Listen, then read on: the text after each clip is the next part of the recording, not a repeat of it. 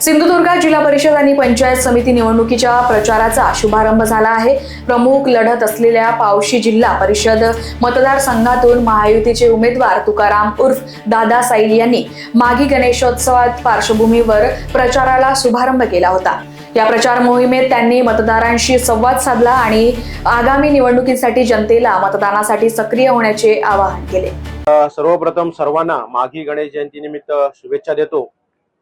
महायुतीतर्फे मला सन्माननीय आमच्या महायुतीचे नेते, आमचे लाडके आदर्श व्यक्तिमत्व सन्माननीय नारायणराव राणे साहेब, पालकमंत्री सन्माननीय निलेश राणे साहेब आणि आमचे कार्यतत्पर आमदार निलेश राणे साहेब यांच्या मार्गदर्शनाखाली महायुतीतर्फे जिल्हा परिषद पावशी ही निवडणूक लढवण्याची संधी प्राप्त होत आहे। त्याबद्दल महायुतीच्या सर्व पदाधिकारी आणि सर्व कार्यकर्त्यांचे मी आभार व्यक्त करतो।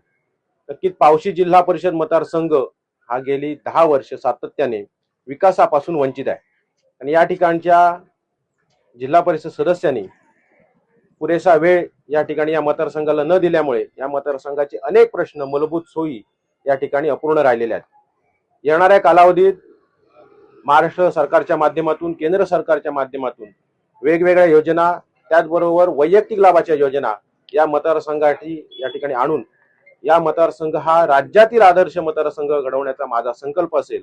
Bureau report, Lokvahini media, Sindhudurg.